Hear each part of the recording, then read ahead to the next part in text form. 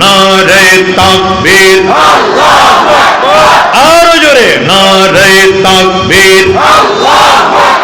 তোমার নেতা আমার নেতা, তোমার নেতা আমার নেতা, আমরা সবাই রাসূল সেনা,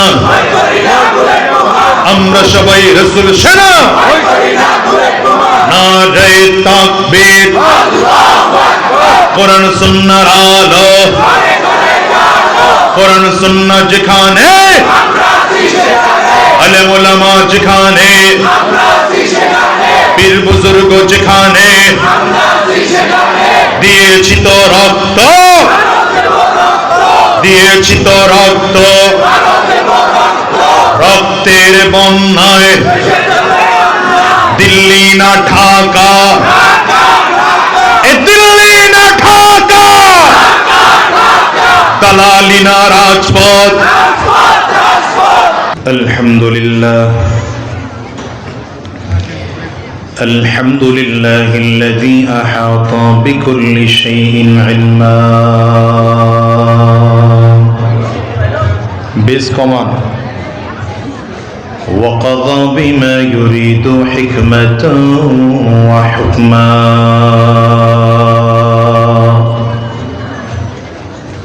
وأنعم بالنعم ابتلاء وامتحانا. ونشهد أن لا إله إلا الله وحده لا شريك له. ونشهد أن محمدا عبده ورسوله. اللهم صل على محمد وعلى آله وصحبه وسلم تسليما كثيرا كثيرا. أما بعد فأعوذ بالله من الشيطان الرجيم. بسم الله الرحمن الرحيم. وما خلقت الجن والإنس إلا ليعبدون. صدق الله العظيم وصدق رسوله النبي الكريم. ونحن على ذلك من الشاهدين والشاكرين والحمد لله رب العالمين.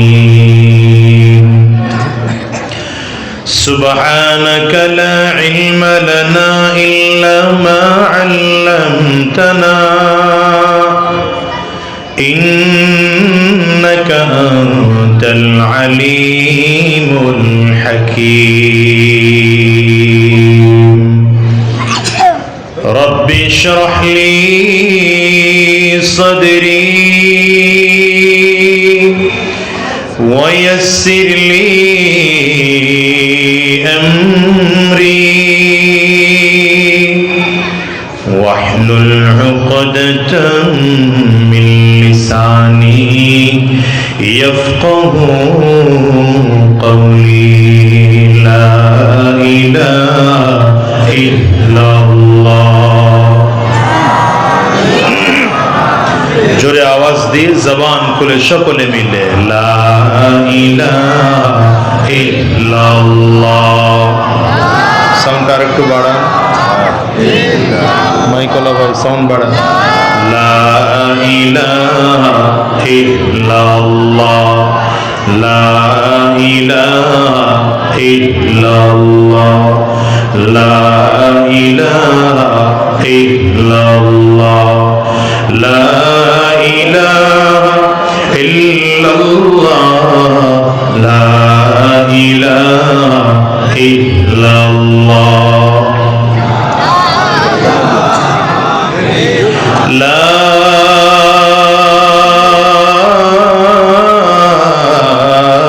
ইলাহা ইল্লাল্লাহু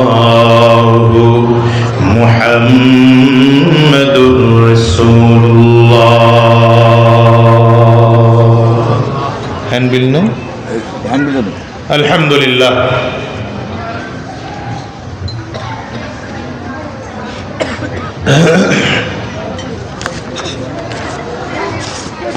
আলহাজ আবুল হাশেম মোল্লা রহমতুল্লাহ আলাইহি কর্তৃক প্রতিষ্ঠিত জামিয়া মুহাম্মাদিয়া আরাবিয়া মাটিম ভোগ মাদ্রাসার উদ্যোগে আয়োজিত আজকের এই ৭ম বার্ষিক তাফসীরুল কোরআন মাহফিল, আজকের এই মাহফিলের মুহতারাম সম্মানিত সভাপতি, সম্মানিত প্রধান অতিথি, বিশেষ অতিথি বৃন্দ, মঞ্চে উপস্থিত হযরত উলামায়ে কেরাম সহ অন্যান্য নেতৃবৃন্দ, সম্মুখপানে সমবেত দিন প্রিয়, ইসলাম প্রিয়, দিনদার ইমানদার মুমিন মুসলমান মর্দে মুজাহিদ ভাইরা, মুরব্বী বাবা জিরা, যুবক বন্ধুরা, কচি কাঁচা মাসুম বাচ্চারা, পর্দার অন্তরালে অবস্থানরত সম্মানিতা শ্রদ্ধা মা ও বোনেরা, আল্লাহ পাকের শুকর যে আল্লাহ তাআলা আপনাকে আমাকে অত্যন্ত দয়া করে, মায়া করে, মহব্বত করে ভালোবেসে আজকের এই কোরআনী মজলিসে, জান্নাতি বাগানে, ঈমানদারদের মজলিসে, আল্লাহ ওয়ালাদের মজলিসে, বিশেষ করে আল্লাহ পাকের জাকিরিন ও শাকিরিন বান্দাদের মজলিসে যে রব্বি করিম, মৌলা করিম আপনাকে আমাকে আসার বসার তৌফিক দান করেছেন, সে মহান রব্বুল ইজ্জত ওয়াল জালালের দরবারে শুকর আদায় করি। আমরা সকলেই জবান খুলে আওয়াজ দিয়ে চিৎকার করে জোরে সরে বলি আলহামদুলিল্লাহ। যে পরিমাণে মানুষ আছেন সে পরিমাণে আলহামদুলিল্লাহর আওয়াজ হয় নাই। আর আপনাদের চেহারার দিকে তাকাইলে মনে হচ্ছে না এখন কথা শুনবার মনোযোগ আপনাদের আছে। এই সভাপতি সাহেবের চেয়ারটা একটু পিছন দিকে দেন তো, একটু অল্প সামান্য। হ্যাঁ বেশ বেশ বেশ, হ্যাঁ জি ঠিক আছে। আর না বেশ ঠিক আছে, এত নিয়ে আপনাদের চেহারার দিকে তাকাইলেও আমার এখন কথা বলতে ইচ্ছা করছে না, কারণ চেহারার মধ্যে একটা বিরক্তির ছাপ আছে। মানুষের দিলের হালাত কি এটা চেহারা দেখলে বোঝা যায়। আপনি দ্বীন ও ইসলামের কথা শুনতে এসেছেন, আগ্রহ কতটুকু এটা চেহারা দেখলে বোঝা যাবে, চেহারার মধ্যে এটা প্রকাশ পাবে। এই জন্য আপনাদের চেহারার ভাব যদি অন্তত এতটুকু ভালো করতে পারেন যে না আমরা এখন কথা শুনবার জন্য বসেছি, তাহলে কিছু কথা বলা যাবে। আর যদি মনে করেন না হুজুর আপনারে আনছি, আমরা যা কিছু করি আর না করি আপনি শুধু গামে চিল্লান, তাহলে আমার আলোচনা হবে না। কারণ আমি এসেছি কোরআন ও হাদিসের বীজ আপনাদের দিলে রোপণ করার জন্য।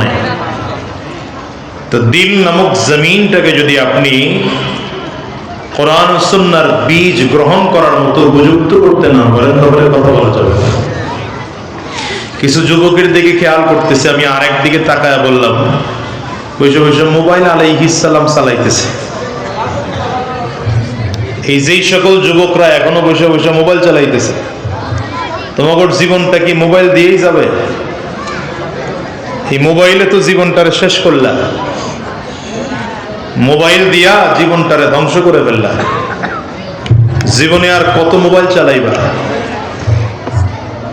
মাথা কারো নিচের দিকে না, মাথা উপরের দিকে। আমার চেহারার দিকে তাকায় থাকে, আমার চেহারা খুব একটা ভালো না, তারপরেও তাকায় দেখবেন এটা মজলিসের আদব।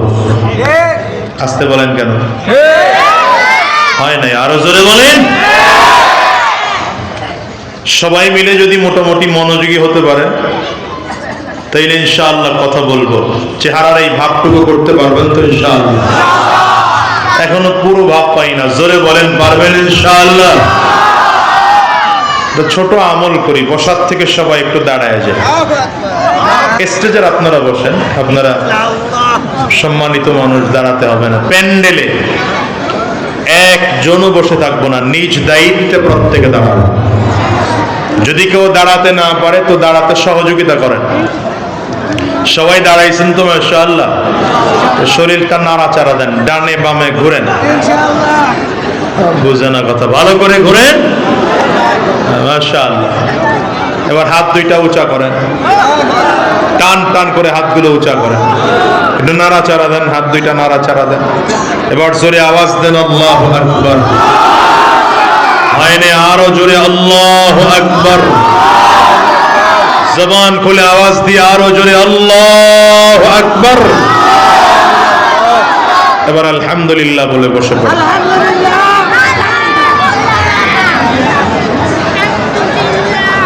এখন ঘুম আছে কার কার? হ্যাঁ, ঘুম নাই? মাশাআল্লাহ। মাইকোলা ভাইয়ের কাছে কি মিক্সচার আছে? মিক্সচার আনছেন? একটু রিভাব দেন, ইকুনা ডিলে না, শুধু রিভাব, সাউন্ডটা ভাসান, আরেকটু বড় ভালো করেন সাউন্ড। আর মনিটর দিছেন এত দূরে নিয়ে সাউন্ড পাওয়া যায় না। পিছনে হরেন আছে না, এই কাছে কাছে হরেনের সাউন্ডগুলো বাড়ান, বক্সের সাউন্ডটা আরেকটু বাড়ান, ইকু বাদ দিয়ে ডিলে বাদ দিয়ে শুধু রিভাব দেন। বেসটা কমায় রেখেন, বেস কমায় সাউন্ডটা বাড়ায় রেখেন। ভাইরা আমার, খুব লম্বা সময় কথা বলার সুযোগ আমার হাতে নেই, খুব অল্প সময় কথা বলবো। আর লম্বা কথা বললেও কোনো ফায়দা নাই। নবী আলাইহিস সালাতু ওয়াস সালামের অভ্যাস ছিল নবীজি খুব ছোট ছোট কথা বলতেন। তো আমার নবীর এই অল্প কথার মধ্যে এত ওজন ছিল, এত পাওয়ার ছিল যে নবীজির ছোট ছোট কথা উম্মতের জন্য অনেক বিশাল ফায়দা হয়ে যেত। আমরা তো এখন মাশাআল্লাহ লম্বা আলোচনা করি, কিন্তু উম্মতের ফায়দা হয় না। এই জন্য আমি বলবো যে কথা কম হলেও যেন আমাদের কিছু ফায়দা হয়। দেখেন, রাসূলুল্লাহ সাল্লাল্লাহু আলাইহি ওয়াসাল্লামের জীবনের প্রত্যেকটা কথা খুব ছোট। এই জন্য সহিহ বুখারী, মুসলিম, তিরমিজি, আবু দাউদ, নাসাই, ইবনে মাজাহ, মুয়াত্তা মালিক, মুয়াত্তা মুহাম্মদ, এই হাদিসের কিতাবগুলো খুললে দেখবেন আধা পৃষ্ঠা, এক পৃষ্ঠাওয়ালা হাদিসের সংখ্যা খুব কম। এই যে বাচ্চারা তো খুব ডিস্টার্ব করবো, আমার কথা কইস না, ভালো করে বয়, এগরে বসানো দরকার, ফাঁকে ফাঁকে, মানুষের ফাঁকে ফাঁকে বসানো দরকার। এগরে একটু নাড়াচাড়া করে ফাঁকে ফাঁকে বসান, না তো এরা ডিস্টার্ব করবে। এই যে একসাথে 3-4 জন বইছে, এরা প্রত্যেকে বনি ইসরাইলের এক একজন নেতা, এগরে ফাঁকে ফাঁকে বসান। হ্যাঁ, এই যে একটু এলোমেলো করায় বসায় দেন, তাইলে হবে। ভাই আপনি মাঝখানে ঢোকেন তো এই কয়জনের, তাইলে একটু কথা বলে শান্তি পাবো। হ্যাঁ, ঠিক আছে, ঠিক আছে, না ওদের নাড়া চায় না, ওদের আগ্রহ নষ্ট না হোক, ঠিক আছে। নবীজি সাল্লাল্লাহু আলাইহি ওয়াসাল্লাম গোটা জিন্দেগীর সব থেকে বড় কথা, লম্বা সময় বক্তব্য দিয়েছেন বিদায় হজের ভাষণে। বলেন কোন সময়? হ্যাঁ, কথা বলতে হবে, কোন সময়ে? এই বিদায় হজের ভাষণটা যদি বর্তমান সময় হিসাব করা হয় তাহলে সর্বোচ্চ 25 থেকে 27 মিনিটের বক্তব্য হয়। তার মানে আমার নবী গোটা জিন্দেগীর সব থেকে লম্বা বক্তব্য দিয়েছেন মাত্র 25 থেকে 27 মিনিট, বা ধরে নেন 30 মিনিট। এছাড়া নবীজির যত কথা সব ছোট ছোট কথা। আপনি দেখবেন ছোট কথা, নবীজির এই ছোট্ট কথার মধ্যে ওজন এত বেশি যে এক একটা কথার ওজন গোটা দুনিয়া এক পাল্লায় রাখলেও আমার নবীর এক হাদিসের ওজন সমান হয় না। যেমন নবীজি গোটা পৃথিবীর মুসলমানদের উদ্দেশ্য করে ছোট্ট হাদিস বলেছেন। দেখেন কয় সেকেন্ড লাগে, আপনাদের যাদের হাতে ঘড়ি আছে তারা খেয়াল করে। নবীজি কি বললেন? আল মুসলিম মান সালিমাল মুসলিমুনা মিন লিসানিহি ওয়া ইয়াদিহি। খুব লম্বা সময় লাগছে। কতক্ষণ লাগলো? 1 মিনিট লাগে। আধা মিনিট লাগে নাই, 10 থেকে 12 সেকেন্ড লাগছে। কথা বলেন তো এই ছোট্ট কথাটার ওজন কত? পয়গম্বর বলেন সত্যিকার মুসলমান কে? নবীজি বলেন যার হাত এবং জবান দ্বারা আরেকজন মুসলমান নিরাপদ থাকে। হয় না? সুবহানাল্লাহ, ফরমালিনের গন্ধ আসছে। আরো জোরে বলেন, আওয়াজ করে চিল্লায় বলেন। কথা। দেখেন তো এই কথার ওজন কত। নবী আলাইহিস সালাতু ওয়াস সালাম গোটা পৃথিবীর নারী জাতিকে উদ্দেশ্য করে ছোট্ট নসিহত করেছেন। আল মারআতু ইযা সাল্লাত খামসাহা ওয়া সামাত শাহরাহা ওয়া আতাআত বা'লাহা ওয়া আহসানাত ফারজাহা। ছোট্ট কথা। নবী বলেন কোন মহিলা যদি 4 গুণ অর্জন করতে পারে তো জান্নাতের যেই দরজা দিয়ে মনে চায় সে ঢুকতে পারবে। কয়টা গুণ? এই পর্দার আড়ালে মা বোনরা থাকতে পারেন, মাইকের আওয়াজ যদি কোনো মা বোনদের কানে যায় আপনারাও মনোযোগ দিয়ে শুনবেন। আর আপনাদেরকে নসিহত করলাম, আপনারাও বাসায় গিয়া আজকের এই কথাগুলো তাদের সাথে তাকরার করবেন। তাকরার বোঝেন নেই, এটা তাদের সাথে আবার গিয়ে বলবেন, তাহলে উভয়ের মধ্যে কথা হইলে ফায়দা হবে। ঠিক আছে তো ইনশাআল্লাহ? নবীজি একজন মহিলার কয়টা গুণের কথা বললেন? 1 নম্বর, নবী বলেন কোন মহিলা যদি 5 ওয়াক্ত নামাজ আদায় করে, 2 রমজানের রোজা রাখে, 3 নম্বর স্বামীর কি বলে ইতাআত করে, 4 নম্বর ইজ্জতের হেফাজত করে। নবী বলেন এই 4 গুণ থাকলে জান্নাতের যেই দরজা দিয়ে মনে চায় ঢুকতে পারবে। কথা ছোট্ট, কিন্তু বলেন তো কত ওজনওয়ালা, কথার দাম কত। রাসূলুল্লাহ সাল্লাল্লাহু আলাইহি ওয়াসাল্লামের কাছে নবীজির সাহাবী এসে প্রশ্ন করলেন, হুজুর এমন কি গুণের কারণে বেশিরভাগ মানুষ জান্নাতে যাবে? হাই খেয়াল করেন, ওই যে মাথা একজনের নিচের দিকে, কয় নম্বর আসমানে গেছে দেন তো, ওই যে হ্যাঁ, কি ব্যাপার? আমার দিকে, এদিকে এদিকে তাকান। হ্যাঁ, হুজুরকে জিজ্ঞাসা করলেন, পয়গম্বর কি এমন গুণ আছে যে গুণের কারণে মানুষ বেশিরভাগ কোথায় যাবে? কি গুণের কারণে বেশিরভাগ মানুষ জান্নাতে যাবে? নবীজি ছোট্ট করে 2টা কথায় উত্তর দিয়ে দিলেন, তাকওয়াল্লাহি ওয়া হুসনুল খুলুক। সুবহানাল্লাহ বলবেন না? সাহাবীর প্রশ্ন যতটুকু লম্বা, নবীজির জবাবটাও এত লম্বা হয় নাই, অর্ধেকও হয়নি। সাহাবী প্রশ্ন করলেন, বেশিরভাগ মানুষ জান্নাতে যাবে কি কারণে, কি গুণের কারণে? নবীজি উত্তর দিলেন, তাকওয়াল্লাহি ওয়া হুসনুল খুলুক। 2 গুণ থাকলে বেশিরভাগ মানুষ জান্নাতে যাবে। আপনাদের সুবহানাল্লাহ আমার পছন্দ হয় না, আরো জোরে বলেন। 1 নম্বর নবী বলেন তাকওয়া। কি কথা বলা যাবে না? আশপাশে কোনো সাউন্ড হবে না ভাই, পেছন দিকে কোনো সাউন্ড হবে না, একদম আওয়াজ বন্ধ রাখতে হবে, টোটাল আউট কোনো নয়েজ আমি শুনতে চাই না। 1 নম্বর তাকওয়া। বলেন আওয়াজ করে জোরে বলেন, এই যুবকরা বলো তাকওয়াল্লাহ, আল্লাহর ভয়। 2 নম্বর ওয়া হুসনুল খুলুক, উত্তম চরিত্র। নবী বলেন এই 2 গুণ থাকলে সে জান্নাতে যাবে। সাহাবী আবার প্রশ্ন করেন, ইয়া রাসূলুল্লাহ তাহলে বেশিরভাগ মানুষ জাহান্নামে যাবে কি কারণে? জান্নাতে তো বুঝলাম, বেশিরভাগ মানুষ জাহান্নামে যাবে কি কি গুণ থাকলে? নবীজি তাও আবার ছোট্ট 2 কথায় উত্তর দিয়ে দিলেন, আল ফামু ওয়াল ফারাজু। বলেন উলামায়ে কেরাম বলেন, আল ফামু ওয়াল ফারাজু, 2 গুণের কারণে বেশিরভাগ মানুষ জাহান্নামে যাবে। 1 নম্বর নবী বলেন জবানের কারণে মানুষ জাহান্নামে যাবে। কথা বলে না। 2 নম্বর লজ্জাস্থানের কারণে মানুষ বেশিরভাগ জাহান্নামে যাবে। আরে ভাই দুনিয়াতেই তো জবানের কারণে, জাহান্নাম তো পরের বিষয়, মরণের পর। দুনিয়াতেই তো আমরা দেখি শুধুমাত্র জবানের কারণে শখ করে খানা পাকাইছে, খাইয়া যাওয়ার সুযোগ হয়। কি ঠিক না বেঠিক বলে? জবান, জবান এটা খুব মারাত্মক ব্যাপার। এজন্য কথা বলার সময় হিসাব করে বলা উচিত। তাহলে বেশিরভাগ মানুষ জাহান্নামে যাবে কয় কারণে? জোরে বলে না, আরো জোরে বলে। এক নম্বর জবান, বলেন এক নম্বর। আমার ছাত্র আজকে ভালো না, জোরে বলেন। দ্বিতীয় নম্বর লজ্জাস্থান। এই দুই কারণে মানুষ বেশিরভাগ জাহান্নামে যাবে আর বেশিরভাগ জান্নাতে যাবে। কয় কারণে?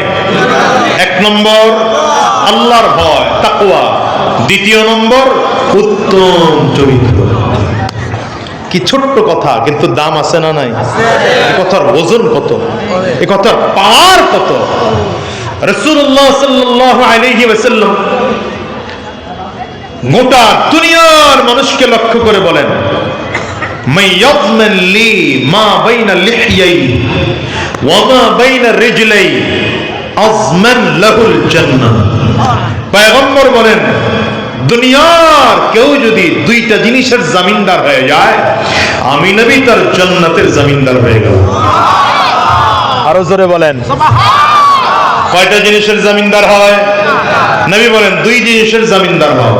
এক নম্বর মাইয়াযমান লি মা বাইনা লিহইয়াই, দুই চোয়ালের মাঝে যেটা থাকে, মানে জিহ্বা। বলেন না কি? আরো জোরে, আরো জোরে। জিহ্বা। দ্বিতীয় নম্বর দুই পায়ের মাঝে যা থাকে, তার মানে লজ্জাস্থান। নবী বলেন কেউ যদি দুই জিনিসের জমিনদার হয়, আমি নবী তার জন্য জান্নাতের জমিনদার হয়ে গেল। আমার নবীর এজন্য কথা ছোট ছোট ছোট ছোট কথা, কিন্তু আমার নবীর প্রত্যেকটা কথার এত দাম, এত পাওয়ার, এত ওজন। গোটা দুনিয়া এক পাল্লায় রাখেন, নবীজির হাদিস এক পাল্লায় রাখেন, সমান হবে না। এটাই আমার নবী, এটাই আমার নবী। এজন্যই নবীকে রাহমাতুল লিল আলামিন বলা হয়। কারণ নবী জমিনের মধ্যে আসছেন, লম্বা সময় বয়ান করবেন, মানুষের বুঝতে অসুবিধা হবে না। রাহমাতুল লিল আলামিন কথা কম বলেছেন, জাতির বুঝতে যেন সহজ হয়। আল্লাহু আকবার চিৎকার করে জোরে আওয়াজ করে বলো, ओ मेरा नबी मेरा नबी मेरा नबी है, वो मेरा नबी मेरा नबी मेरा नबी है। बोले वो मेरा नबी मेरा नबी मेरा नबी है, वो मेरा नबी मेरा नबी मेरा नबी है। वो जिसके लिए महफिल कौनैन सजी है, फिरदौस से बड़ी जिसके वसीले से बनी है। कष्ट है, असुविधा है। वो हाशिमी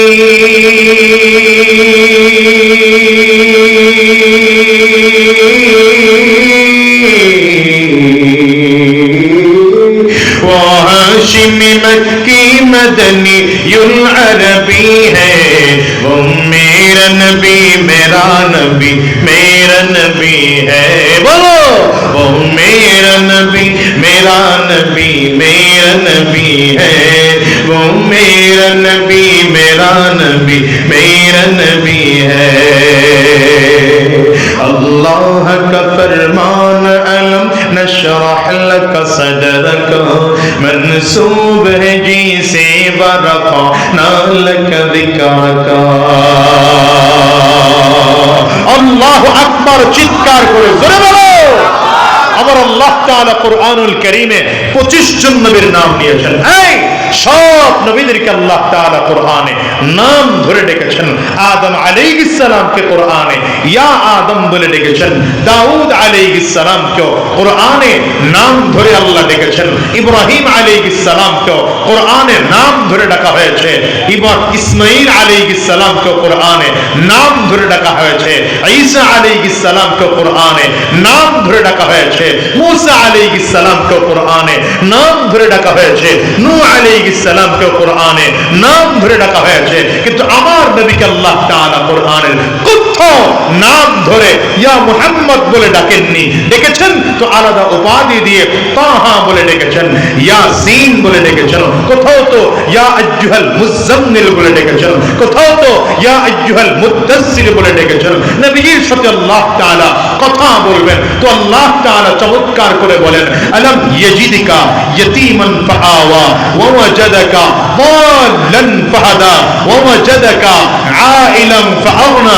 আরে নবীজিকে আল্লাহ তাআলা পুরনো স্মৃতির কথা স্মরণ করিয়ে দিবে তো আল্লাহ তাআলা বলেন আলাম নাশরাহ লাকা সাদরাক ওয়া ওয়াদা'না আনকা বিজরাক আল্লাযী আনকাযা যাহরাক। নবীজিকে আল্লাহ তাআলা সান্ত্বনা দেবেন তো আল্লাহ তাআলা বলেন ওয়া রাফা'না লাকা যিকরাক। আল্লাহু আকবার চিৎকার করে আওয়াজ করে বলো अल्लाह का फरमान अलम नशरह लक सदरक मंसूब है जिसे बरफा ना लक ज़िक्रक। जिस ज़ात का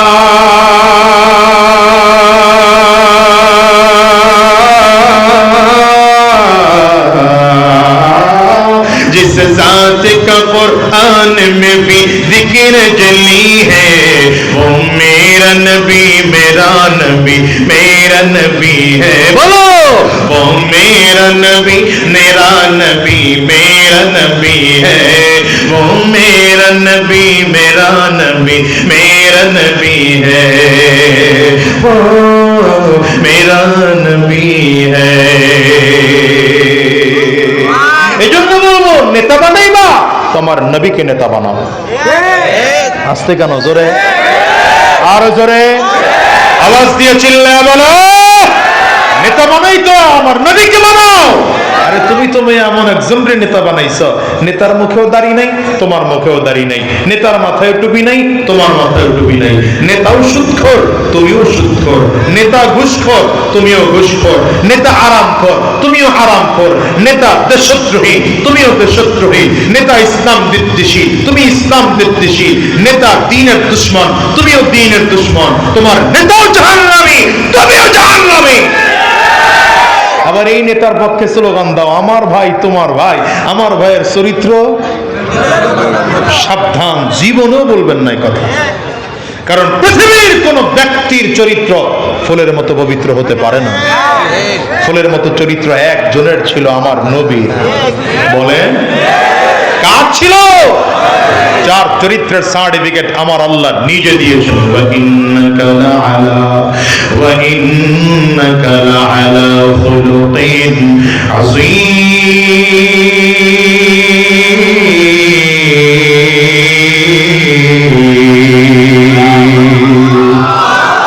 আল্লাহ নিজে সার্টিফিকেট দিয়েছেন পয়গম্বর আপনি মহান আখলাকের অধিকারী। সুতরাং দুনিয়ার এই নেতা ঠেতারে স্লোগান দিয়া না তুইলা স্লোগান দিবা তো আমার নবীর পক্ষে দাও, নেতা মানবা তো আমার নবীর পক্ষে মানো। এই যুবক তুমি যদি আমার নবীকে নেতা বানাইতা তাহলে আমার নবীর মাথায় টুপি ছিল তোমার মাথায় টুপি থাকতো, আমার নবীর মুখে দাড়ি ছিল তোমার মুখে দাড়ি থাকতো, আমার নবীর সুন্নতি পোশাক ছিল তোমার সুন্নতি পোশাক থাকতো, আমার নবী হারাম রাস্তায় চলেন নাই তুমি হারাম রাস্তায় চলতে পারতে না, আমার নবী সুদ খান নাই ঘুষ খান নাই তুমি সুদ ঘুষ খেতে পারতে না, আমার নবী দ্বীনের জন্য গোটা জিন্দেগি মেহনত করেছেন তুমিও দ্বীন কায়েমের জন্য গোটা জিন্দেগি মেহনত করতে। আমার নবী জান্নাতি ছিলেন তুমিও জান্নাতি হয়ে যেতে। এজন্য নবীর পক্ষে একটা স্লোগান দিতে তৈয়ার আছো তো? তোমার নেতা আমার নেতা কি অলট জাতি। খিচুড়ি আছে তো শেষে? কি আছে ভাই, খিচুড়ি না বিরিয়ানি? প্রধান বক্তা মাওলানা মোহাম্মদ বিরিয়ানি দামাত বারকাতুহুম। আপনাদের বিক্রমপুরে আসলে এই বিরিয়ানির জ্বালায় মাহফিল করা যায় না। এই জন্যে মাহফিল কমিটিকে বলবো, সেক্রেটারি সাহেব আমার ডান পাশে আছেন, বাম পাশে সভাপতি সাহেব আছেন, আমি এসে পরিচয় জানলাম যে ওনাদের আব্বা খুব ভালো মানুষ ছিলেন, বুজুর্গ মানুষ ছিলেন, একটা মাদ্রাসা প্রতিষ্ঠা করে গেছেন এবং বর্তমানে নাকি মাদ্রাসার 1 একরের উপরে জায়গা আছে, আলহামদুলিল্লাহ। তবে আমি সেক্রেটারি সাহেবকে বলবো এই যে মানুষগুলো এখন বসে আছে এরা কিন্তু কেউ কিন্তু বিরিয়ানি খাওয়ার জন্য আসে নাই। কি আপনারা আসছেন? বিরিয়ানি খাওয়ার জন্য আসবে, মুনাজাত ধরলে যখন টপ টপ করে ঢুকবে এরা হলো বিরিয়ানি খাওয়ার জন্য আসবে। কথা বলেন না? এই জন্য এগুলো আয়োজন না করা সব থেকে ভালো। মানুষ যারা দ্বীনের জন্য আসবে এরা এমনি আসবে, কথা বলেন তো। যাক তারপরেও যেহেতু বিরিয়ানি শেষে আছে তাকবীরের আওয়াজ জোরে লাগানো যায় তো ইনশাআল্লাহ? বলেন না, জোরে লাগানো যায় তো ইনশাআল্লাহ? তোমার নেতা আমার নেতা হয় না, তোমার নেতা আমার নেতা তোমার নেতা আমার নেতা, আমরা সবাই রাসূল সেনা, ভয় করি না, জোরে ভয় করি না। তোমার নেতা আমার নেতা, আমরা সবাই রাসূল সেনা। স্লোগান দেই নাই, মাত্র শিখাইলাম। স্লোগান দেব এখন, পারবেন ইনশাআল্লাহ? পাওয়ার নেই, জোরে পারবেন? আরো জোরে পারবেন? দুই হাত টান টান করে উঁচা করেন। ডানে আর বামে তাকিয়ে দেখেন হাত কে তুলে নাই। তোলো, তোমরাও তালেবে ইলমরাও তোলো। হ্যাঁ, স্টেজের একজনও বাদ থাকবেন না। প্যান্ডেলের কে বাদ আছে খালি ডানে বামে তাকায় দেখবেন। হাত তুলতে বলেন, এরপরে যদি হাত না তুলে তাহলে মনে করবেন এটা জাতীয় অলস ফেডারেশনের প্রধান সদস্য। হাত তুলছে তো মাশাআল্লাহ। হাতগুলো মুঠ করেন, ঝাঁকি দেন, ঝাঁকি দেন, শরীরের মধ্যে একটা স্পিড আসুক না, ঝাঁকি দেন। এবার কণ্ঠের যতটুকু আওয়াজ আছে পুরোটা আওয়াজ ছেড়ে দিয়ে একটা তাকবীর হবে। মুসলমান রেডি হয় না? রেডি হলো না? আরো জোরে রেডি। নারে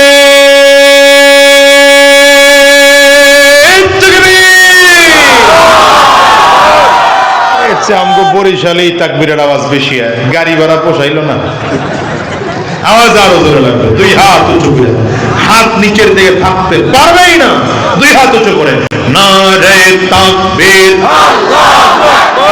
আরো জোরে নারে তাকবীর। তোমার নেতা আমার নেতা, তোমার নেতা আমার নেতা, আমরা সবাই রাসূল সেনা, আমরা সবাই রাসূল সেনা। নারে তাকবীর, কোরআন সুন্নাহর আলো, কোরআন সুন্নাহ যেখানে, আলেম ওলামা যেখানে,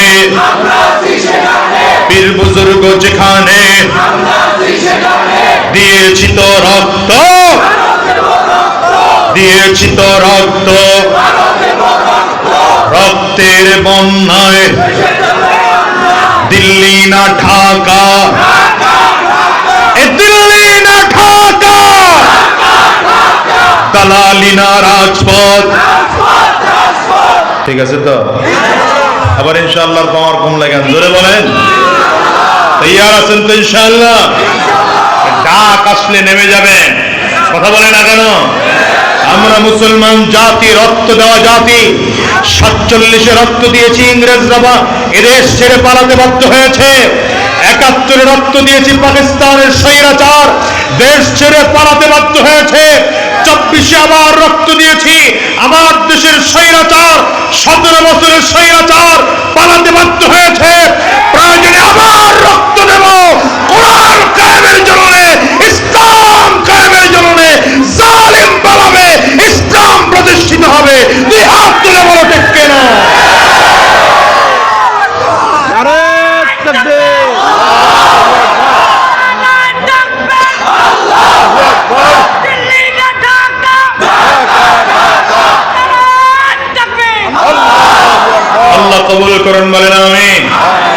আর জোরে বলেন আমিন। রাগ করতেছেন? অসুবিধা হয়? সমস্যা হয়? টাইম বেশি হয়ে যাইতেছে নাকি? 12:30 না 11:30 আছেন তো ইনশাআল্লাহ? কতক্ষণ আছেন? হ্যাঁ, কি কয়? একটা পর্যন্ত। এইটা হলো সুন্দর উত্তর। আমি যতক্ষণ আছি আপনারা ততক্ষণ আছেন তো ইনশাআল্লাহ? জোরে বলেন। আল্লাহ কবুল করুন। হ্যাঁ, আমার আমি যে আয়াতে কারিমা তিলাওয়াত করেছি, আল্লাহ রাব্বুল আলামিন বলেন, ওয়ামা খালাকতুল জিন্না ওয়াল ইনসা ইল্লা লিয়াবুদুন। আল্লাহ বলেন আমি জিন আর মানব এই দুইটা জাতিকে সৃষ্টি করেছি আমার গোলামির জন্য। বলেন কার গোলামির জন্য? গোটা দুনিয়াতে আল্লাহ কত মাখলুক বানিয়েছেন। রাইসুল মুফাসসিরিন আব্দুল্লাহ ইবনে আব্বাস রাদিয়াল্লাহু আনহু বলেন, আল্লাহ তাআলা দুনিয়ার মতো আরো 40,000 জগৎ সৃষ্টি করেছেন। দুনিয়ার মতো আরো কত জগৎ? আরে কথা কয় না লোকগুলো, বলেন 40,000 জগৎ, প্রত্যেকটা জগতের মধ্যে সেই জগতে বসবাস করতে পারে এমন পর্যাপ্ত পরিমাণ মাখলুক আল্লাহ তাআলা বানায় রাখছেন। দুনিয়াতে যেমন অগণিত মাখলুক আছে, প্রত্যেক জগতের মধ্যে অগণিত মাখলুক আছে। আশ্চর্যের বিষয় হলো আল্লাহ তাআলা এই সব মাখলুকদের মধ্য থেকে মানুষ আর জিন, এই দুই জাতিকে আল্লাহ তাআলা বানিয়েছেন একমাত্র তার গোলামের জন্য। আরো আশ্চর্যের খবর হলো সেই দুনিয়ার মানুষকে আল্লাহ তাআলা সব মাখলুকদের মধ্যে সবথেকে শ্রেষ্ঠ জাতি বলে ঘোষণা দিয়েছেন। এজন্য আল্লাহ তাআলা বলেন, ওয়ালাকাদ কাররামনা বনি আদম, ওয়ালাকাদ কাররামনা বনি আদম। দুনিয়ার মানুষেরা আমি আল্লাহ তাআলা মানব জাতিকে সবথেকে শ্রেষ্ঠ জাতি বলে ঘোষণা দিলাম। এই দুনিয়ার মধ্যে যদিও জিন আর মানব এই দুটি জাতিকে আল্লাহ তাআলা সৃষ্টি করেছেন তার গোলামের জন্য, কিন্তু দুনিয়াতে জিনদের থেকেও আল্লাহ তাআলা মানুষকে বেশি শক্তিশালী করে তৈরি করেছে। জিনদের থেকেও মানুষের শক্তি বেশি। কেন? দুই একটা উদাহরণ দিলে বুঝবেন। দেখেন, জিনদের থাকার জায়গা হলো হাম্মাম, বাথরুমে, বাইতুল খালাতে। কোথায়? কথা কয় না। আল্লাহ তাআলা যখন তার রহমতি কুদরতি দরবার থেকে বের করে দিলেন, একটু উঁচা করেন তো ভাই, মাইকলা ভাই। আল্লাহ যখন তার কুদরতি রহমতি দরবার থেকে বের করে দিলেন ইবলিসকে, কই? তখন ইবলিস বলে, আল্লাহ আমাকে দুনিয়াতে থাকার ব্যবস্থা করে দাও। একটু উঁচা। তো আল্লাহ তাআলা বলেন, দুনিয়াতে আবাদি জমিনে থাকার সুযোগ নেই। কি টাইট বেশি হয়ে গেছে গা? আবাদি জমিনে থাকার সুযোগ নেই। তাহলে কোথায় থাকবো? বলে জঙ্গলে গিয়ে থাকবি। আল্লাহ জিনদেরকে কোথায় পাঠিয়ে দিলেন? জঙ্গলের মধ্যে। আর যদি থাকতেই চাও তাহলে থাকতে পারবি মানুষের বাথরুম যেখানে ময়লা টাঙ্কির মধ্যে গিয়ে থাকবি। মানে আল্লাহ যে ওদের উপরে বেজার, আরো আল্লাহ যে ওদের উপরে বেজার, এটা বুঝানোর জন্য আল্লাহ ওখানে নিয়ে রাখছে। এখন স্বাভাবিকভাবে একটা প্রশ্ন হতেই পারে যে বাইতুল খালার মধ্যে বা ইস্তেঞ্জার মতো জায়গায় যদি ইবলিস থাকে, তাহলে আমরা তো ইস্তেঞ্জা করতে ওখানে যাই, আর ওখানেই গিয়া সব থেকে অপ্রীতিকর ঘটনা আমাদের সাথে ঘটে, কাপড় পর্যন্ত বলতে হয়। তাহলে ইবলিস আমাদেরকে দেখে না? তো নবী আলাইহিস সালাম না আগেই দেখে কয়েন না। ওখানে নবী আলাইহিস সালামের একটা সুন্নাহ শিখায় দিয়েছেন। কি সুন্নাহ? বলে ইস্তেঞ্জা যাওয়ার কিছু আদব আছে। মা কথা কয় না। এখন ইস্তেঞ্জা যাওয়ার আদব কি যদি বলি, তাহলে মুরব্বীরা জবাব দিতে পারবে না। 70-80 বছরের মুরব্বীরা বসে আছে, পারবে না। তো মাদ্রাসার ছোট ছোট বাচ্চাদেরকে যদি বলি, এরা মাশাআল্লাহ, ওই যে দেখছেন একজন হাত তুলে লাইছে, পারো মাশাআল্লাহ, মাদ্রাসায় পড়ো তুমি? হ্যাঁ তো দেখছেন, দাঁড়াও একটু দাঁড়াও দেখি, কত বয়স কত তোমার? এই হ্যান্ডব্যাগটা দেন। হ্যাঁ 11। মাশাআল্লাহ। না লাগবে না, লাগবে না, বলো বলো ইস্তেঞ্জার দোয়া বলো। اللهم إني أعوذ بك من الخبث والخبائث মাশাআল্লাহ। জোরে বলেন, আরো জোরে বলেন। কত বয়স? 11 বছর। মাশাআল্লাহ। আচ্ছা, 7 বছরের মাদ্রাসার ছাত্র আছে, তাইলে একটা ঘটনা মনে পড়ে গেছে গা। আছে 7 বছর। 7 বছর কত? তোমার বয়স কত? হ্যাঁ 10। 7 নাই এই মাদ্রাসার ছাত্র নাই 7 বছর? এই 7 বছর তুমি মাদ্রাসায় পড়ো? তুমি পারো ইস্তেঞ্জার দোয়া? হানজালা বয়স কত? اللهم إني أعوذ بك من الخبث বয়স কত বলো? এই তো খুঁজতেছি। আসো, উঠেন, আসেন। কিছু দেখাই দিয়ে যাই। হ্যাঁ মিয়া, খেয়াল করেন বয়স কত বাচ্চার? মাত্র 7। দেখলে অনেক বড় বুদ্ধিমান মনে হয়, কি কোন? কথা হয় না, অনেক বুদ্ধিমান। হ্যাঁ, রাষ্ট্র দিলে চালাইতে পারবে না? এখন তো মন্ত্রণালয় খালি আছে, ক্রীড়া মন্ত্রণালয় দিয়ে দিলে। হ্যাঁ, কথা বলে না মানুষগুলো, ওই বুদ্ধি নাই।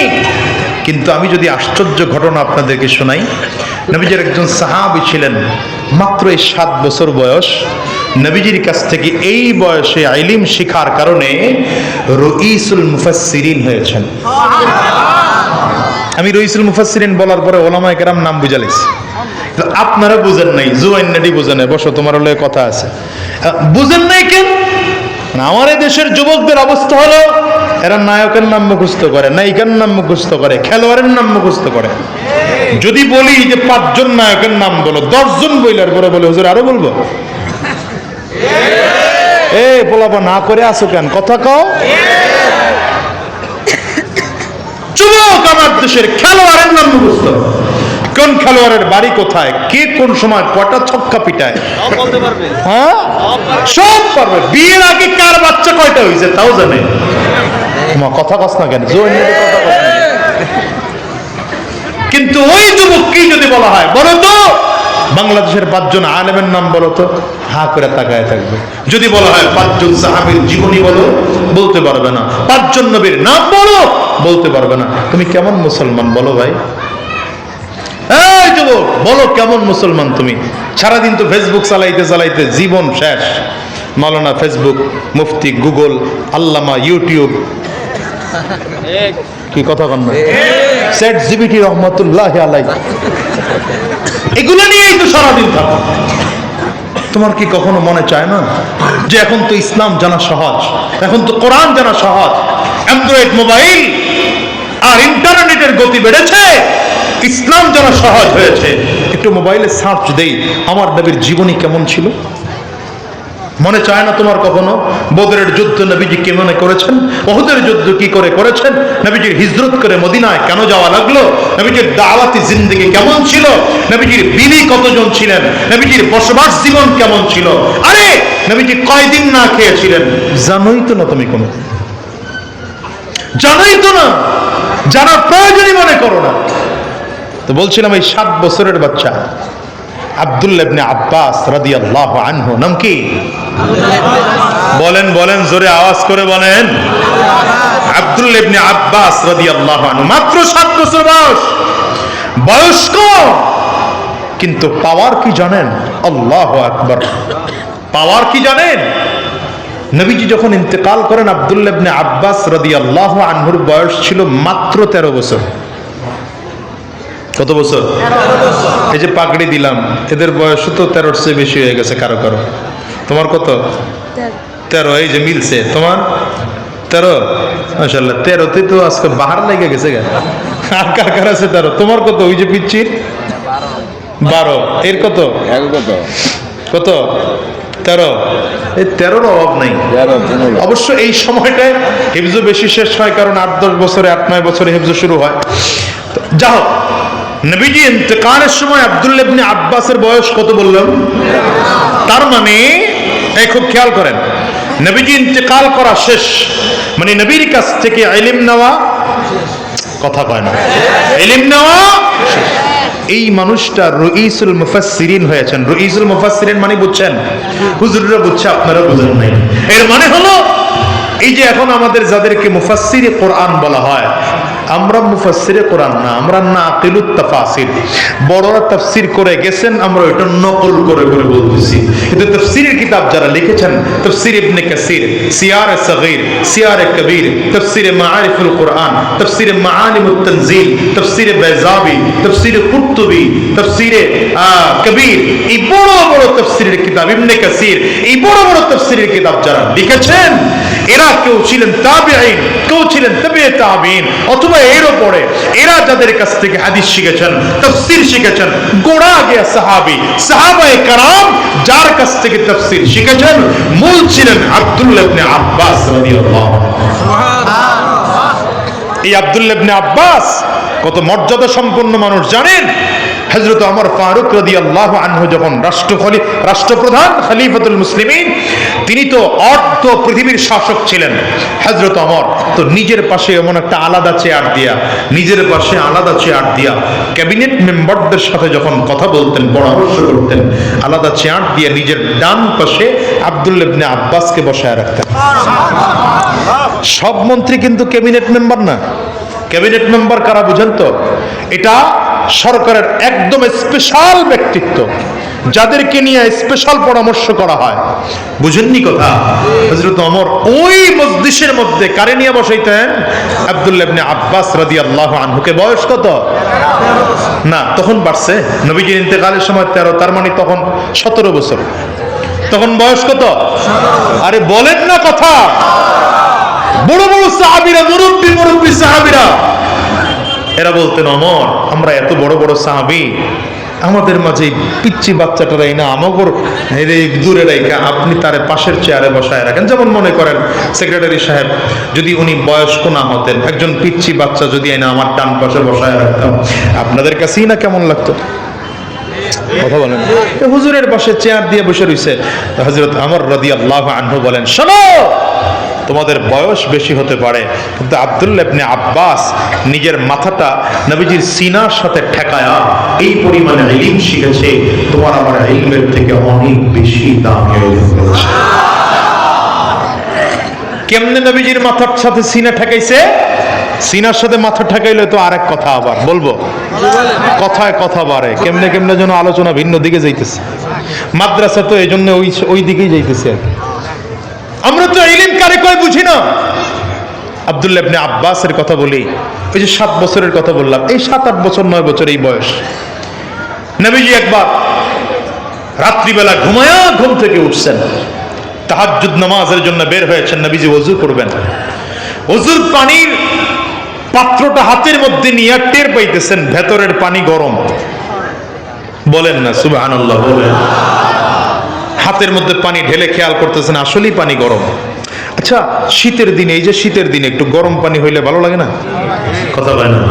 দেখেন না গ্রিজারের দাম কেমন বাড়ে ভাই। আপনি মোবাইল আর কথা বলেন না ভাই, এটা আমার ডিস্টার্ব। দেখেন না গ্রিজারের দাম কেমন বাড়ে। নবীজি সুন্দর করে চমৎকার করে ওযু করলেন, কিন্তু আশ্চর্য হয়ে গেলেন, পানিটা গরম করলো কে? ওযু করে ঘরের মধ্যে ঢুকবেন তো দরজার কপাটের সাথে দেখতেছেন একটা কাপড় ঝুলানো আছে। মানে ওযুর পানি মুছার জন্য গামছা বলেন বা তোয়ালে বলেন বা যেটাই বলেন, একটা কাপড় ঝুলানো আছে। নবীজি কাপড়টা হাতে নিলেন, এখনো ওযুর পানি মুছেন নাই। যেখানে নবীজি নিয়মিত নামাজ পড়েন, দেখেন আগের থেকে কি যেন কিবলামুখী করে একটা জায়নামাজ বিছায় রাখছে। নবীজি আম্মা জানা আয়েশা সিদ্দিকা রাদিয়াল্লাহু আনহাকে ডাকলেন, আয়েশা, কি ব্যাপার, আজকে খেদমতের ধরনটা ভিন্ন মনে হইতেছে? তুমি তো আজকে আমার সাথেই ঘুমাইলা, উঠলাও তো না, এটা করলা কখন? আম্মা জানা আয়েশা বলেন, হুজুর, তো আমি করি নাই, আপনার চাচাতো ভাই আব্দুল্লাহ ইবনে আব্বাস করেছে। কে করছে? আরে কথা বলেন না, কে বলেছে? আব্দুল্লাহ ইবনে আব্বাস করেছে। নবীজি আশ্চর্য হয়ে গেলেন, বাচ্চা মানুষ এখনো যায় নামাজে। নবীজি নামাজে দাঁড়ান নাই, ওযুর পানি এখনো ভিজে ভিজে টপ টপ করে পড়ছে। খুশি হয়ে নবীজি সিনার কাপড়টা খুলে দিয়ে আব্দুল্লাহ ইবনে আব্বাসকে ডাক দিয়েছেন, আব্দুল্লাহ আসো, আব্দুল্লাহ আমার কাছে আসো। আব্দুল্লাহ ইবনে আব্বাস সুযোগ পেয়ে হাতছাড়া করেন নাই, এক দৌড় দিয়া নবীজি সিনার সাথে মাথাটা ঠেকায় দিয়া নবীরে জড়ায় ধরছে। পয়গম্বর জিজ্ঞাসা করে, আব্দুল্লাহ, এই খেদমত শিখছো কোথা থেকে? বলে, আমার আব্বা শিখায়া আপনার কাছে পাঠাইছে। তারাও বাপ, আপনি আমিও বাপ। মাদ্রাসায় বাচ্চা পড়ান না, না খায়া মরবে। কথা কন্যা তো ডাক্তার বানাচ্ছেন, ইঞ্জিনিয়ার বানান, অ্যাডভোকেট বানান বাচ্চাদেরকে, মাদ্রাসায় পড়াইলে না খায়া মরবে। আর আমি তো বলি, মিয়া, আল্লাহ শুধু মাদ্রাসায় পড়ার কারণে এই পরিমাণ খানা প্রতিদিন খাওয়ায়, আপনারা কল্পনাও করতে পারবেন না, কল্পনাও করতে পারবেন। খানা তো ওরাও খায়, আমরাও খাই, দুই খানার মধ্যে পার্থক্য আছে। ওদেরকে আপনারা দাওয়াত দিলে, দেখেন না নেতা টেতা যারা আছে, একজনের দাওয়াত দিলে 50 জনায় খাইলে যাওয়ার পরে পিছনে দাঁড়ায়, শালা খাইছে, খাইয়া গেল গা সব।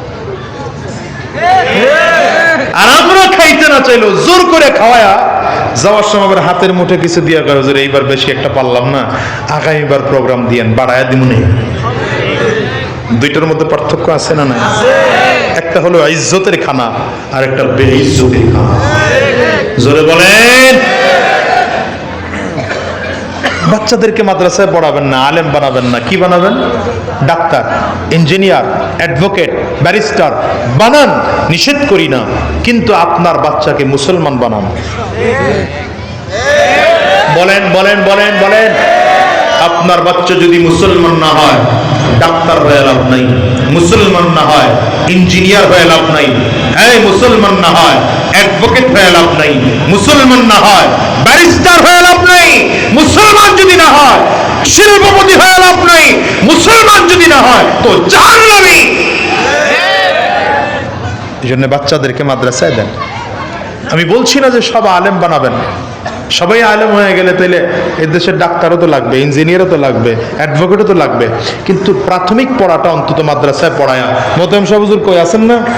এখানে নুরানি বিভাগ আছে না?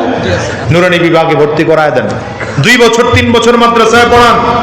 আপনার বাচ্চাটা মৌলিক জ্ঞান শিখে পাক্কা মুসলমান হয়ে মাদ্রাসার থেকে বের করে এবার আপনি স্কুলে নিয়ে যান না। এ ছেলে doctor, engineer, advocate, barrister, pilot যা হোক, ও জীবনে কোনোদিন ইসলাম বিদ্বেষী হবে না, হবে না, হবে না। ঠিক কিনা বলেন? যত লোকগুলো এখন দেখেন ইসলামের বিরুদ্ধে কথা কয়, গোড়ায় গিয়ে দেখেন এগুলোর একটার ব্যাকগ্রাউন্ড মাদ্রাসা নাই, বাবার মা এদেরকে দিন শেখায় নাই। জোরে চিল্লায় বলেন ঠিক না বেঠিক আওয়াজ। আব্দুল্লাহ ইবনে আব্বাস বলে, হুজুর এই খেদমত তো আমার আব্বা আমার শিখায় আপনার কাছে পাঠাইছে। নবী বলেন, তুমি পানি গরম করলা কেমনে? আগুন জ্বালানো লাগে নাই? বলে, না হুজুর, আগুন জ্বালাই নাই, আপনার ঘুমে ডিস্টার্ব হবে এই জন্যে। সুবহানাল্লাহ কয় না লোকগুলো, কি এক অলস লোক বয়ে রয়েছে, বুঝলাম না, কিপটা জাতি। সুবহানাল্লাহ এটা বলার জায়গা, বলবেন আরেকদিন। সুর পানি গরম করার জন্য আগুন জ্বালাই নেই, তাহলে পানি কেমনে গরম করছ? আব্দুল্লাহ ইবনে আব্বাস বাচ্চা মানুষ, কিন্তু 7-8 বছরের বাচ্চা, ডেকে বলে, ইয়া রাসূলুল্লাহ, আপনি যখন ঘুমিয়ে পড়েছেন আমি ঘুমাই নাই, সারা রাত পাত্রটা কোলের মধ্যে নিয়া, চাপ দিয়ে কোলের মধ্যে নিয়ে বসে রইছি, পাত্র গরম হয়ে পানি গরম হয়েছে, এরপরে নিয়ে আপনার দরজার সামনে রেখেছি। এটারে আকল বলে, আকল। নবীজি খেদমতে খুশি হয়ে গেলেন। আব্দুল্লাহ ইবনে আব্বাসের মাথাটা কোলের সাথে এমন জড়াই করে নিয়া নবীজি মাথা মুছাইতেছেন আর দোয়া করতেছেন, আল্লাহুম্মা ফাক্কিহু ফিদ্দীন, আল্লাহুম্মা আল্লিমহুল কিতাবা ওয়াল হিকমা, আল্লাহুম্মা ফাক্কিহু ফিদ্দীন, আল্লাহুম্মা আল্লিমহুল কিতাবা ওয়াল হিকমা। আয় আল্লাহ, আমার আব্দুল্লাহর সিনাটা কোরআনের ইলম ও হিকমত দ্বারা ভরপুর করে দাও, কোরআনের সেই বুঝ দ্বারা ভরপুর করে দাও। নবীজির জবানের এই চমৎকার দোয়া শোনার পরে আব্দুল্লাহ ইবনে আব্বাস যদিও বয়স তার কম, কিন্তু গোটা সাহাবায়ে কেরামদের মধ্যে সব থেকে কোরআনের ইলম বেশি ছিল। এই আব্দুল্লাহ ইবনে আব্বাসের বয়স যখন মাত্র 7 বছর, বলেন কয় বছর? আব্দুল্লাহ ইবনে আব্বাসের একজন খালা ছিলেন নবীজির বিবি হযরত মাইমুনা রাদিয়াল্লাহু আনহা। দেখেন ছোট বাচ্চার মধ্যে দিন শিখার জন্য কত দয়া, কত দরদ, কত আগ্রহ। নিজের খালামণির কাছে গিয়া বলে, খালামণি গো, আমার খুব মন চায় নবীজির রাতের আমলটা কেমন একটু দেখতে মনে চায়। খালামণি, আমি তো আমার নবীর পেছনে দাঁড়িয়ে দাঁড়িয়ে ফজর, যোহর, আসর, মাগরিব, এশা 5 ওয়াক্ত নামাজ আদায় করি। নবীজির নামাজ কেমন আমি ভালো করে জানি গো খালামণি। যুদ্ধের ময়দানে নবীজি কেমন করে ভাষণ দেয় সেটাও ভালো করে জানি। আমার নবীর হাঁটা কেমন আমি নবী জানি, আমার নবীর কথার ধরন কেমন জানি, কিন্তু রাতের বেলায় নবীজি কি কি আমল করে, গোপন গোপন আমল, আমি সেটা জানি না। যদি আপনি আমাকে একটু সুযোগ করে দেন, একটা রাত আমার নবীর সাথে কাটায়া সারা রাত ধরে দেখবো নবীজি কি আমল করে। হযরত মাইমুনা বলেন, দেখবি তো কেমনে, আমি তো আর নবীরে সব সময় ভাগে পাই না, আমি তো 8 দিন পরে পরে একদিন ভাগে পাই। 9 জনের একজন বিবি না, আরে কথা কয় না। নবীজির বিবি কতজন ছিলেন? একসাথে 9 জন। তো 9 জনের একজন 8 দিন পরে পরে ভাগে পাই। বলে, যেদিন আমার নবী আমার কাছে আসবে আমি তোরে বলে দেব। বাচ্চার বয়স কত? এই যে 7, এই যে 7, এই জন্য না বসায় রাখছি, যেন বুঝ আসে, বুঝ আসে। 70 বছর হয়ে গেছে গা বয়স। আব্বাজান রাগ করেন না, রাগ করেন না বাবা, আমি আপনার ছেলের বয়সী। 70 বছর বয়স হয়ে গিয়েছে, এখন পর্যন্ত রুকুর তাসবিহ শুদ্ধ হয় না, সাজদার তাসবিহ শুদ্ধ হয় না, সানা শুদ্ধ করে পড়তে জানেন না, সূরা ফাতিহা শুদ্ধ হয় না, সূরা ইখলাস শুদ্ধ হয় না, তাশাহুদ শুদ্ধ হয় না। আপনি মুসলমান, নিজেকে নিজে প্রশ্ন করে দেখেন, নিজেকে নিজে প্রশ্ন করে দেখে। কোনদিন আলেমের কাছে গিয়ে দিন শিখার জন্য দাঁড়ান নাই, হুজুর আমার দিন শিখান, আমার ইসলাম শিখান। হুজুরের কাছে গেছেন নিজের বেটাগিরি দেখাইতে, পারে নাই সে মাহফিল বন্ধ করতে। ওয়াজ মাহফিল বন্ধ করছেন না 17 বছর, কথা পায় না। এগুলো না পিরা আলেমদের পায়ের কাছে এসে বসেন আর বলেন হুজুর আমাকে দিন শিখান, ইসলাম শিখান। খোদার কসম, এদেশের চৌকিদার থেকে আরম্ভ করে ডিসি পর্যন্ত, এসপি পর্যন্ত, সচিব পর্যন্ত, আর মেম্বার থেকে আরম্ভ করে প্রেসিডেন্ট পর্যন্ত প্রত্যেকটা মানুষ যদি আলেমের কথা মতো চলে, এদেশটা সোনার দেশ হয়ে যাবে, এদেশটা সোনার দেশ হবে। ঠিক কিনা? দুই হাত উঁচু করে বলেন। পারেন নাই আলেমদের কথা অনুযায়ী চালাইতে, পারেন নাই। আমি তো বলেছি আলেমদের মতামত অনুযায়ী না চালা এই গণতান্ত্রিক সিস্টেমে ডক্টর মোহাম্মদ ইউনূস সাহেব শান্তিতে নোবেল পুরস্কার পেয়েছেন। ওনাকে কেন কাবার ইমাম সাহেবেরও না বসান, লাভ হবে না। কোন আসতে কোন কেন? এই জন্য বলি দেশের শান্তি চান তো ইসলাম ক্ষমতায় বসান, শান্তি চান তো কোরআন ক্ষমতায় বসান। এই জন্য বলেছি আগামীর বাংলাদেশ ইসলামের বাংলাদেশ, আগামীর বাংলাদেশ কোরআন সুন্নাহর বাংলাদেশ, আগামীর বাংলাদেশ মুসলিমদের বাংলাদেশ, আগামীর বাংলাদেশ আলেমদের বাংলাদেশ, আগামীর বাংলাদেশ ইনসাফের বাংলাদেশ। ইনসাফের বাংলাদেশ গড়ার জন্য যদি রক্ত দিতে হয় রক্ত দেব, যদি জীবন দিতে হয় কারা কারা তৈয়ার আছো? দুই হাত উঁচা করে দেখাও।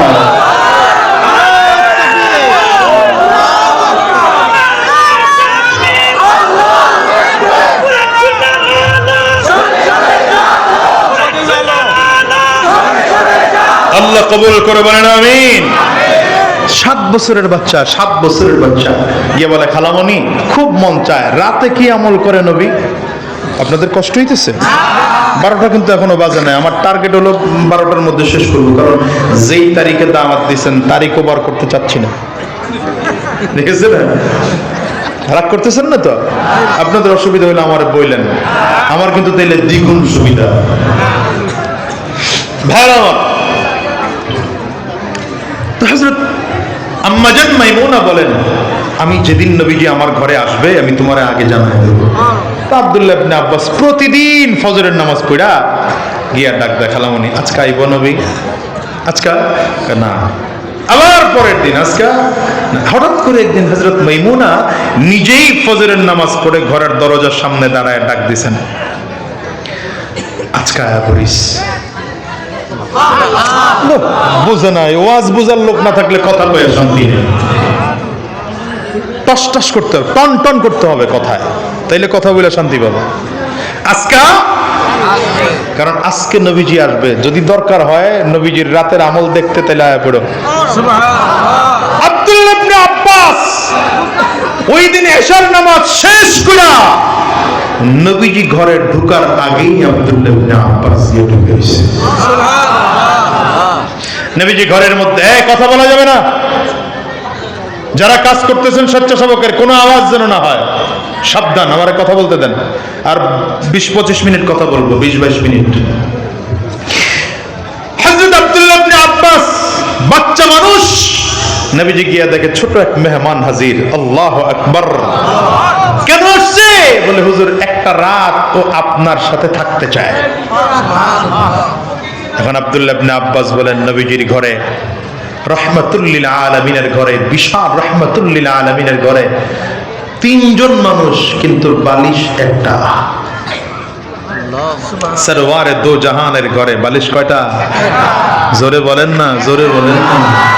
ওমা আরসালনাকা ইল্লা ওমা আরসালনাকা ইল্লা রাহমাতাল লিল আলামিন।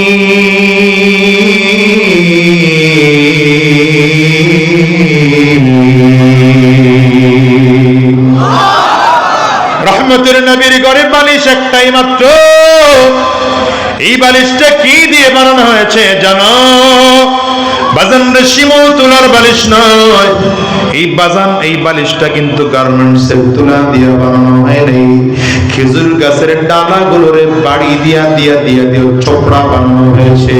এটারে একত্রিত করে উটের চামড়া দিয়ে সেলাই করে নবীজির ঘরের বালিশ বানানো হয়েছে। আব্দুল্লাহ ইবনে আব্বাস বলেন, একটাই মাত্র বালিশ, পয়গম্বরের ঘরে আমরা মাত্র 3 জন মানুষ ঘুমাবো। কেমন করে ঘুমাবো? বলে লম্বা দিক থেকে আমার নবী মাথা দিয়েছেন আমার খালামণি নবীজির স্ত্রী আম্মা জান মাইমুনা রাদিয়াল্লাহু আনহা মাথা রেখেছেন, আর আড়াআড়ি আমি আব্দুল্লাহ ইবনে আব্বাস মাথা রেখে ঘুমাইলাম। এখন আব্দুল্লাহ ইবনে আব্বাস বলেন, আমি তো ওখানে ঘুমাইতে ঢুকি নাই, নবীজির রাতের আমল দেখার জন্য গেলাম। প্রথমেই দেখলাম আমার নবী ঘুমানোর আগে চমৎকার করে ওযু করলেন। বুঝলাম ঘুমানোর আগে ওযু করা সুন্নাত। সুন্দর করে ওযু করেছেন আমার নবী। ওযু করে এবার নিজের একটা আলাদা কাপড় সুন্দর করে বিছাইলেন। বালিশের উপরে আলাদা কাপড় বিছে আমার নবী ডান কাঁধে ঘুমাইলেন। ওয়াযা ইয়াদাহু তাহতা খাদ্দিহি, নবীজি নিজের ডান গালের নিচে ডান হাতটাকে রেখেছেন। এবার আমার নবী ডান গালের মধ্যে ডান হাতটাকে রেখে দোয়া করেছেন, আল্লাহুম্মা বিসমিকা আমুতু ওয়া আহইয়া। দোয়া করে আমার নবী যতক্ষণ সজাগ ছিলেন ততক্ষণ তাসবিহ পড়েছেন। আব্দুল্লাহ ইবনে আব্বাস বলেন, নবীজির কাছে গিয়া শিখলাম ওযু করা, ঘুমানোর আগে ওযু করা সুন্নাহ। তার মানে পবিত্র অবস্থায় ঘুমানো সুন্নাহ। দ্বিতীয় নম্বর, পবিত্র বিছানায় ঘুমানো সুন্নাহ। 3 নম্বর, ডান কাঁধে ঘুমানো সুন্নাহ। 4 নম্বর, দোয়া পড়ে ঘুমানো সুন্নাহ। 5 নম্বর, যতক্ষণ সজাগ থাকবো ততক্ষণ আস্তে আস্তে করে জিকির করা সুন্নাহ। জীবনেও তো কেউ এই স্টাইলে ঘুমাই নাই। কয়জন আছেন? হাত তুলেন না আগে। কয়জন আছি এখানে? এখন তো যুবকরা মাশাআল্লাহ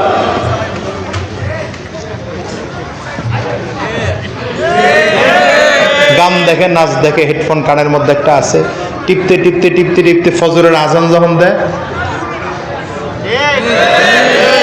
মুরব্বী কয় ডাকলেও শুনে না, ঠিক না?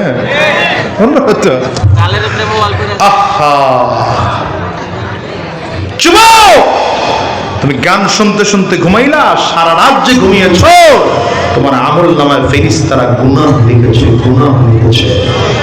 আর তুমি যদি জিকির করে করে করে করে ঘুমাইতে পারো, এই যুবকদেরকে বলবো, ঘুমানোর আগে মোবাইলটা আলাদা আরেক টেবিলে রাইখা এসে ঘুমাবা না। যুবক গোরা আওয়াজ নাই, এই কথা যুবকরা মানতে রাজি না। এই জুয়ান্নিটি কথা কও, আলাদা টেবিলের মধ্যে রাইখা এসে পরে ঘুমাইবা। জিকির করতে করতে ঘুমাও। তুমি ঘুমিয়ে পড়েছো, ফেরেশতারা আমল নামায় লিখবে তুমি জিকির করছো।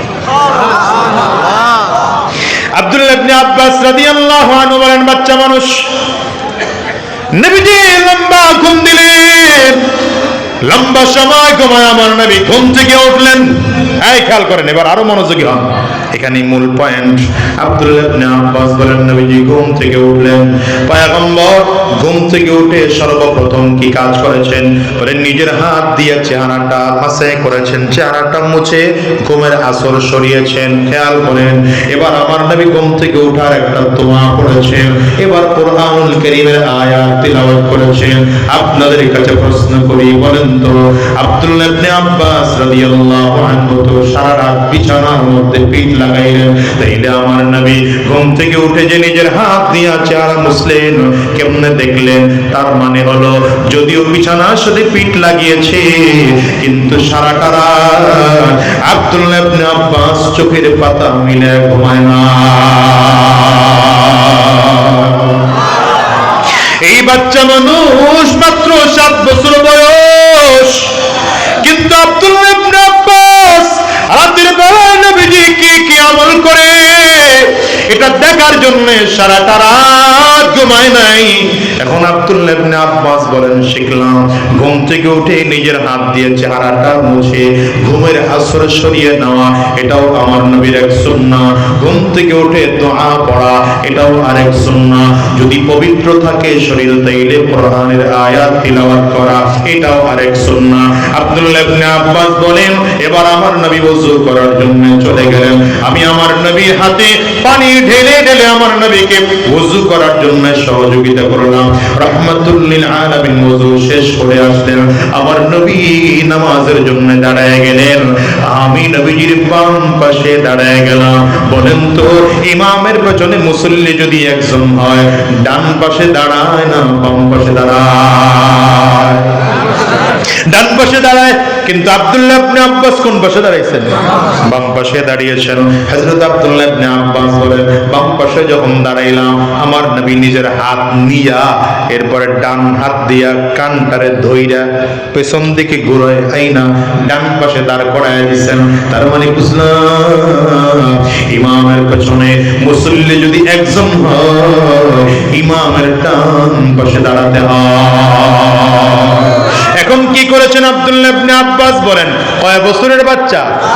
আবার বলেন হয় না? আবার বলেন 7 বছরের বাচ্চা। এখন কার নবীজি এখন কি করলেন? বলে ফাসাল্লা রাকাতাইন সুম্মা সাল্লা রাকাতাইন সুম্মা সাল্লা রাকাতাইন সুম্মা সাল্লা রাকাতাইন সুম্মা সাল্লা রাকাতাইন সুম্মা সাল্লা রাকাতাইন সুম্মা আওতারা।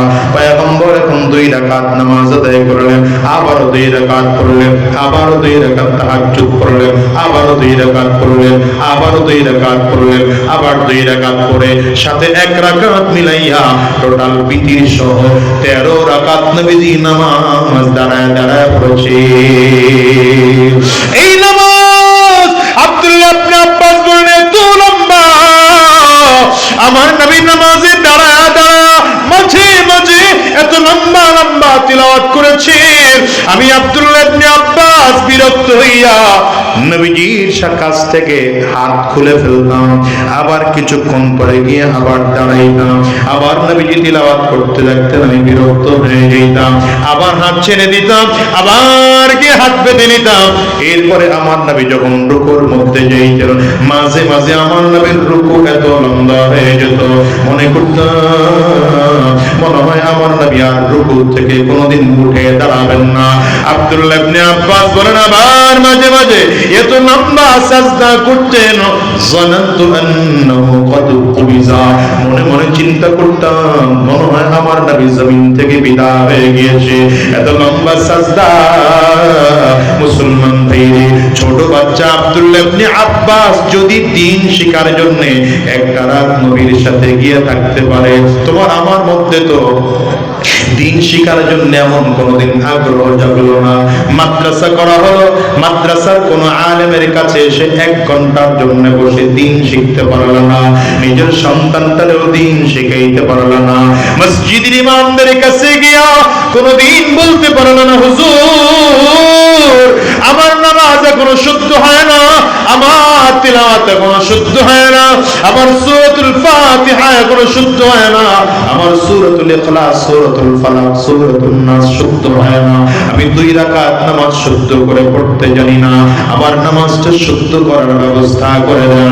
বলো তো তুমি মুসলমান হয়ে লাভ কি হলো? আল্লাহর আদালতে দাঁড়ায় কি জবাব দিবা বলো? শুধু তাই নয় রে যুবক, আমি তোমাদেরকে বলে যাই শোনো, কয়দিন জমিনে থাকবা, আজ আছে আগামী কালে জমিনে থাকবো এমন কোনো গ্যারান্টি নাই রে বাবা, এমন কোনো গ্যারান্টি নাই। বরঞ্চ দুনিয়া আসার সিরিয়াল আছে, যাওয়ার কিন্তু কোনো সিরিয়াল নাই। ঠিক না বেঠিক? চলে আওয়াজ করে বলুন। আজকের ময়দানটার দিকে তাকাও, আজকের এই রাত কারো জীবনের শেষ রাত হয়ে যেতে পারে, আজকের এই মোনাজাত কারো জিন্দেগির শেষ মোনাজাত হয়ে যেতে পারে, আজকের এই মাহফিল কারো জীবনের শেষ মাহফিল হয়। কেমন করে তোমারে বুঝাই বলো? আজকের এই ময়দান জানে কত মানুষ ছিল যে কত বছর বাবার হাত ধরে ধরে মাহফিলে এসেছো, আজকে তোমার বাবা জমিনে নাই, মায়ের কাছ থেকে বিদায় নিয়ে মাহফিলে এসেছো বাবা, আজকে মা জমিনে নাই, আছে না নাই জোরে আওয়াজ করে বলো। আমি আজাদি তো প্রায় বলি, আজকেও তোমাদেরকে বলে যাই, আমি নিজেও তো একদম মা হারা সন্তান। আজকে এই মাহফিল শেষ করে বাসায় গিয়ে দরজার মধ্যে টোকা দিলে আমার মা দরজা খুলবে না। এই মসজিদ সব খুঁজলে পাওয়া যাবে কত মানুষ জন মা হারা আছেন, বাবা হারা আছে। আমি আজাদির মতো কার কার ঘরের মা নাই, একটু হাতটা উঁচা করে দেখা। কার কার ঘরে বাবা নাই, আপনারও হাত উঁচা করে দেখা। হাতগুলো তুলে রাখেন, আমার যুবকেরা তাকায় তাকায় দেখো মাহারা মানুষগুলোর চোখ দিয়ে কেমন করে পানি বের। এই যে আমার ভাই সেক্রেটারি সাহেব হাত তুলেছে, তার বাবাও জমিন থেকে বিদায় হয়ে আল্লাহর কবরে চলে গেছে। যুবক, এই মানুষগুলোর চেহারার দিকে একটা বারের জন্য তাকাও। এদের কারো ঘরে মা নাই, কারো ঘরে বাবা নাই, কারো ঘরে আব্বা আম্মা দুজনে কেউ নাই। আজকের ময়দানটা তাদের জিজ্ঞাসা করো, লক্ষ কোটি টাকার বিনিময়ে যদি মাকে পাওয়া যায়, তারা মাকে গ্রহণ করতে পারলো না। আজকে তারা মাকে পাওয়ার মতো যায় সুযোগ নেই। এদের মায়ের কথা মনে পড়ে যায়, হাতগুলো নামাও, দেখো না মা কত দয়া পাচ্ছিল। তুমি আমি যখন বাচ্চা মানুষ,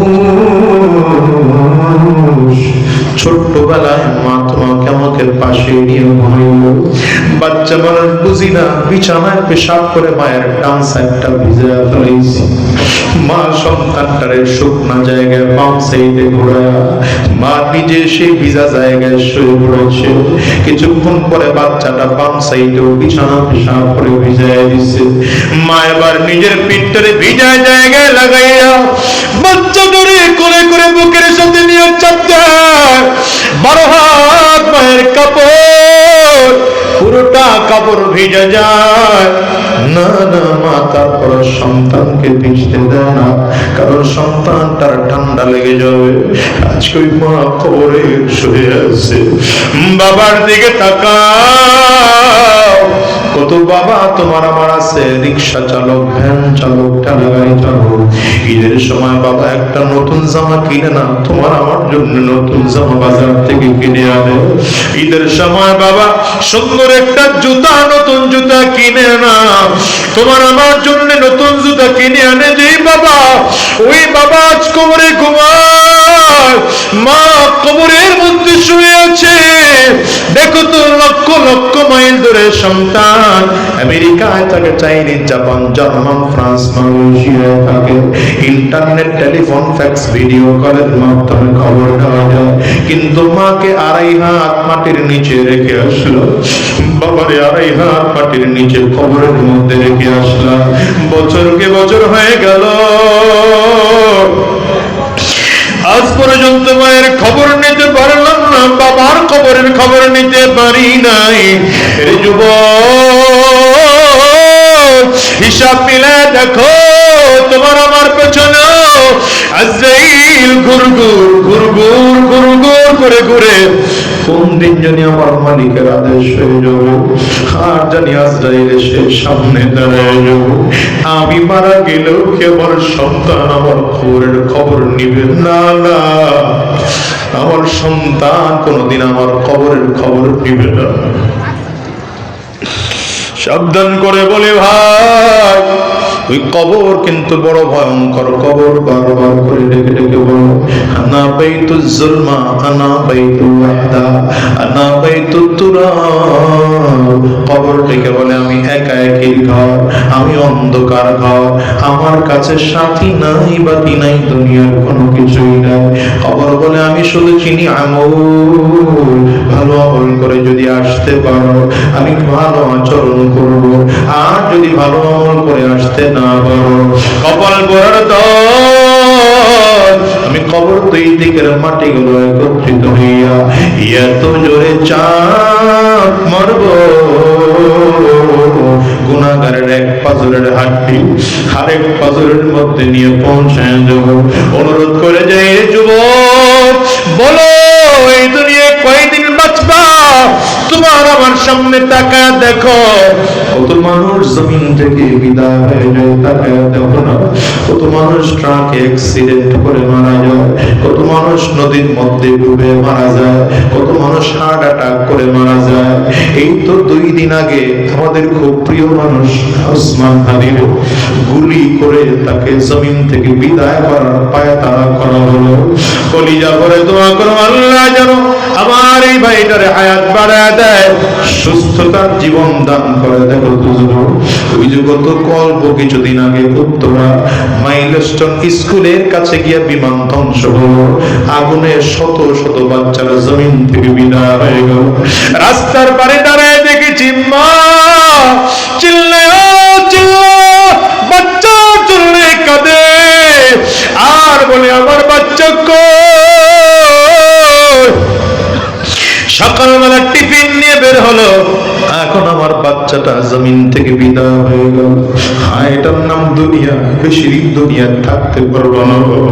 অনুরোধ করে গেলাম, হারাম রাস্তায় চলো না, শয়তানি রাস্তায় চলো না, দিনদার হও, ইমানদার হও, আল্লাহর কোরআন নবীর সুন্নাহ অনুযায়ী নিজের জীবনটাকে সাজাও, আলেমদের সাথে সম্পর্ক ভালো রাখো, দিন শিখে শিখে দুনিয়া থেকে পাক্কা সচ্চা মুসলমান হয়ে বিদায় হও।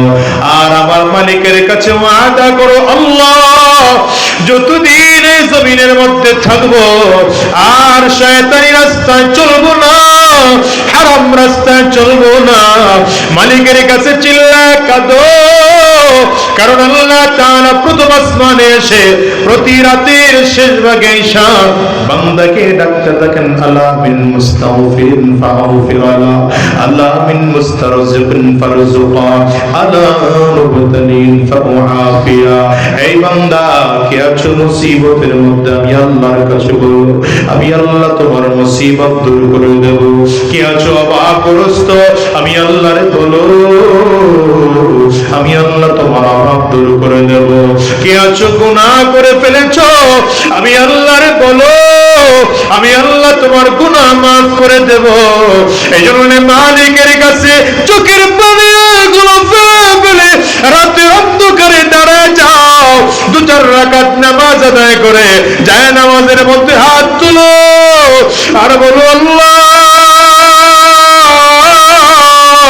ডাক দাও না মালিকরে চিল্লায়া, আল্লাহ দয়ার মালিক, আমার চেয়ে বড় গুনাহগার এই জমিনের মধ্যে আর কেউ নাই, আমার চেয়ে বড় খারাপ মানুষ জমিনের মধ্যে আর কেউ নাই, আমার চেয়ে বড় গুনাহগার এই জমিনে কেউ নাই, আমার চেয়ে বড় জাহান্নামের আসামি জমিনের মধ্যে আর কেউ নাই। আমার মালিকের কাছে যদি এমন করে করে বলতে পারো, সম্ভাবনা আছে আমার মালিক তোমাকে আমাকে ক্ষমা করে দিব। শোনা, এই জন্য আজকের ময়দান থেকে ওয়াদা করে যাও, আর হারাম রাস্তায় চলবো না, শয়তানি রাস্তায় চলবো না, গুনাহের পথে চলবো না। যতদিন আল্লাহর এই জমিনে থাকবো, দ্বীনের পথে চলবো, ইসলামের পথে চলবো, কোরআনের পথে চলবো। কারা কারা ওয়াদা করতে পারো? 2টা হাত উঁচা করে আমার আল্লাহকে দেখাও, আওয়াজ দিয়ে চিল্লায় জোরে ডাক দাও আল্লাহ, আর জোরে ডাকো আল্লাহ, চোখের পানি ফেলায় চিল্লায় ডাক দাও আল্লাহ।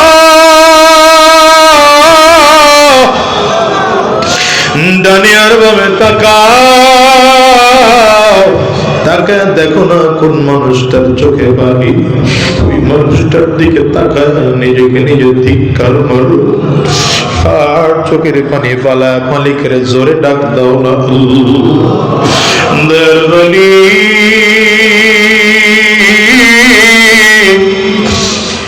আল্লাহ। মানুষগুলো হাত উঁচু করলাম, ওয়াদা করলাম, আর হারাম রাস্তায় চলবো না, আর শয়তানি রাস্তায় চলবো না, আর গুনাহের পথে চলবো না। যতদিন তোমার এই জমিনে থাকবো দ্বীনের পথে চলবো। আল্লাহ তুমি কবুল করে নাও, কবুল করে নাও। চিল্লা বলো আমিন। আওয়াজ দিয়ে আরো জোরে বলো আল্লাহুম্মা আমিন। আমার ভাইয়েরা, রাত অনেক গভীর হয়ে গেছে, আমি আর লম্বা সময় নিতে চাচ্ছি না। মূল কথা যেটা বুঝাতে চেয়েছিলাম, আল্লাহ তাআলা আমাদেরকে বানিয়েছেন তার গোলামের জন্য। সুতরাং এই জমিনে যতদিন বেঁচে থাকবো আল্লাহর গোলামি করব, উলামায়ে কেরামদের সঙ্গে স্পর্শে গিয়ে দ্বীন ও ইসলামের পথে আমাদের নিজের জীবনটাকে চালাবো, দ্বীন শিখবো।